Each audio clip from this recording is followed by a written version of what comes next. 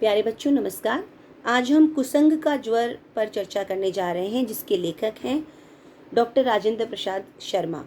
इस पाठ में लेखक ने 4 प्रसंगों के माध्यम से कुसंग के दुष्परिणामों पर हमारा ध्यान लाने की कोशिश की है कि जिस प्रकार से ज्वर में यानी कि बुखार में हमारा जो शरीर है कमज़ोर हो जाता है, हमारी बुद्धि, हमारी क्षमताएं कमज़ोर हो जाती हैं, उसी प्रकार कुसंगति का ज्वर जब मनुष्य को होता है तो उसकी बुद्धि, उसकी क्षमताएं, उसकी प्रतिभाएं सब कमज़ोर हो जाती हैं। और इसीलिए इस पाठ के माध्यम से लेखक हमें समझाने का प्रयास कर रहे हैं कि कुसंगति से दूर रहना चाहिए और अपने आसपास के वातावरण का और जो हमारे आसपास के लोग हैं उनका चयन हमें बड़ी सावधानी से करना चाहिए, क्योंकि पूरे जीवन पर उसका प्रभाव पड़ता है। सबसे पहला उदाहरण लेखक ने बताया है समुद्र का। हम सभी जानते हैं कि जब भगवान श्री राम लंका गए थे तो उन्होंने रास्ते में एक समुद्र को उन्हें पार करना पड़ा था और उस समुद्र से उन्होंने रास्ता भी मांगा था। बड़े विनय पूर्वक उन्होंने प्रार्थना की थी, लेकिन समुद्र ने उनकी प्रार्थना नहीं सुनी। जबकि समुद्र तो बड़ा बड़ा महिमा मंडित होता है, बहुत विशाल होता है, बहुत सारे प्राणियों को वो अपने अंदर स्थान देता है, बहुत गहरा होता है। लेकिन ऐसा क्या हुआ कि समुद्र की मति जो है वो भ्रमित हो गई, समुद्र की मति नष्ट हो गई। तो इसके लिए रहीम दास जी का एक दोहा यहाँ पर इन्होंने लेखक ने प्रस्तुत किया है कि बसी कुसंग चाहत कुशल, यह रहीम जिसोस, महिमा घटी समुद्र की, रावण बस्यो पड़ोस। यानी रावण के पड़ोस में रहने के कारण समुद्र को भी अभिमान हो गया और उसने भगवान श्री राम की उस विनती को स्वीकार नहीं किया, अभिमानवश। तो कुसंग का प्रभाव देखिए, आपके किस जड़ वस्तुओं पर भी कुसंग का प्रभाव देखने को मिलता है। तो फिर हम तो प्राणी हैं, हम तो विचारवान प्राणी हैं, हम तो सजीव प्राणी हैं।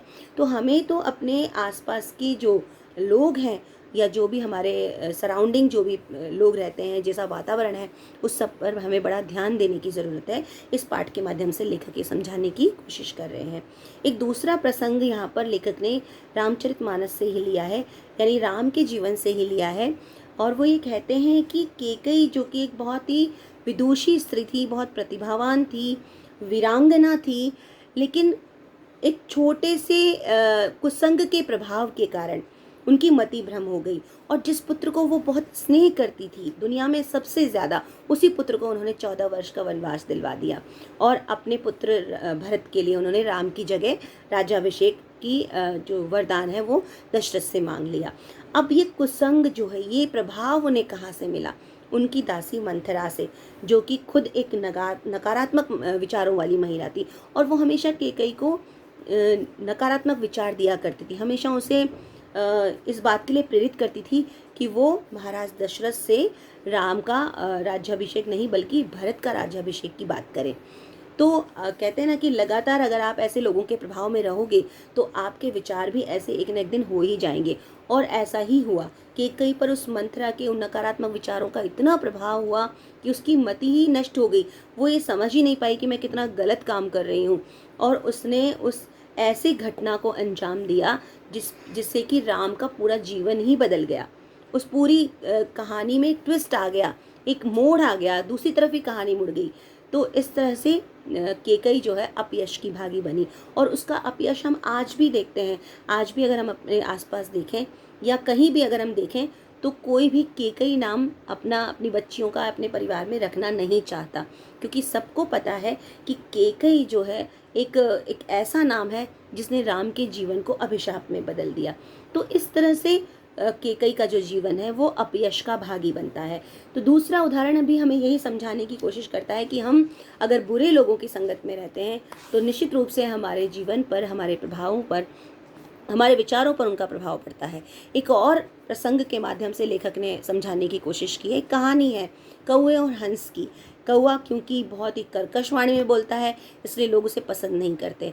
तो कौवा सोचता है कि मैं अपने इस बुरी छवि को अच्छी कैसे बनाऊं, और वो सोचता है कि मैं किसी अच्छे प्राणी से, किसी अच्छे जानवर से दोस्ती कर लेता हूँ, और वो हंस से दोस्ती कर लेता है क्योंकि हंस को सब लोग पवित्र प्राणी समझते हैं।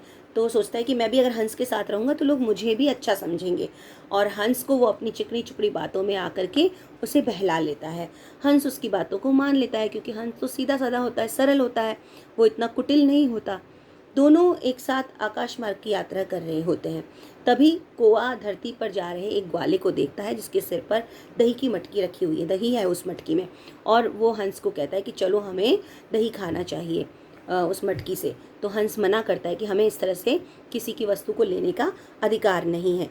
तो कौआ कहता है कि इस तरह से तो हम भूखे ही मर जाएंगे, तुम चलो मेरे साथ। और ज़बरदस्ती हंस को ले जाता है। दोनों मटकी के ऊपर बैठ जाते हैं और कौआ जो है दही को खाने लगता है। ग्वाला समझ जाता है कि कोई न कोई दाल में कुछ काला है और मटकी के ऊपर कुछ ना कुछ है, और वो जैसे ही उसे उनको पकड़ने की कोशिश करता है, तो क्योंकि कौआ तो बहुत चालाक था, वो हमेशा इस प्रकार के काम किया करता था, इसलिए उसे पता था कि कैसे बचकर भागना है।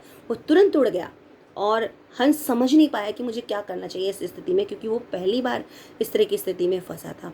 तो वो समझ नहीं पाया और परिणाम स्वरूप ग्वाले ने उस हंस को पकड़ लिया और उसका प्राणांत हो गया। तो एक छोटी सी कुसंगति, एक पल की कुसंगति का परिणाम हंस को अपने प्राणों को देकर चुकाना पड़ा। इस प्रकार से लेखक इस कहानी से के द्वारा भी हमें समझाने की कोशिश करते हैं कि अगर कोई स्थान पर बहुत से गलत लोग या गलत विचारों वाले लोग हैं, तो हमें एक क्षण के लिए भी वहाँ नहीं रुकना चाहिए। और बहुत ही सुंदर दोहा तुलसीदास जी का यहाँ पर लेखक ने कहा है, तुलसी संगत साधु की हरे और की व्याधि, संगत बुरी असाधु की आठों पहर उपाधि। यानी कि अगर आप साधु यानी सज्जन लोगों की संगत में रहेंगे तो आपके जीवन में कभी कोई परेशानी नहीं आएगी, कोई विपत्ति नहीं आएगी।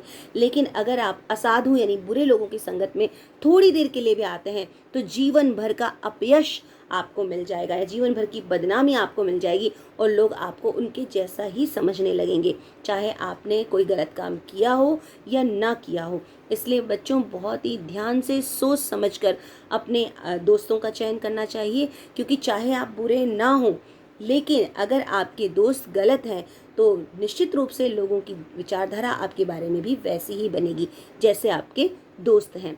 एक और प्रसंग लेखक ने यहाँ पर बताया है केले और बेर का, और रहीम के एक दोहे के द्वारा उन्होंने स्पष्ट किया है कि कह रहीम कैसे निभे बेर केर को संग, वे डोलत रस आपने वाके फाटत अंग।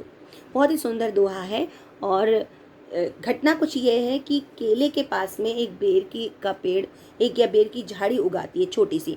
तो केला सोचता है कि ठीक है, मुझे क्या फ़र्क पड़ता है, उगने दो, छोटी सी झाड़ी तो है। लेकिन देखते ही देखते वो बेर की झाड़ी बहुत फैल जाती है, और हम सभी जानते हैं कि बेर में बहुत सारे कांटे होते हैं। तो जब हवा चलती है तो बेर जो है बड़े मस्ती में झूमता है। वो ये नहीं देखता कि मेरे आसपास जिस केले ने मुझे आश्रय दिया हुआ है उसको मेरे इन कांटों से नुकसान पहुंच सकता है। वो इसकी परवाह नहीं करता, उसे कोई फ़र्क नहीं पड़ता, और वो अपनी मस्ती में अपने आनंद में बड़े आराम से झूमता है, और उसकी परिणाम स्वरूप उस केले की कोमल पत्तियाँ फट जाती हैं, उसको नुकसान होता है, उसको चोट पहुंचती है।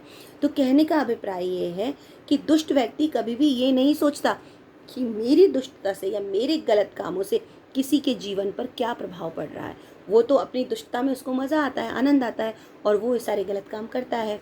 लेकिन जो अच्छे इंसान होते हैं उस दुष्टता के कुचक्र में फंस जाते हैं और दुख प्राप्त करते हैं। तो इस प्रकार से इन चारों प्रसंगों में लेखक ने हमें समझाने की कोशिश की है कि अगर कुसंगति के प्रभाव में कोई वस्तु भी है, यानी समुद्र जो स्थान है, जो जड़ वस्तु है, वो भी प्रभावित हो गई। दूसरी तरफ केकई जो एक बुद्धिमान स्त्री थी, वो भी कुसंगति के कारण प्रभावित हो गई।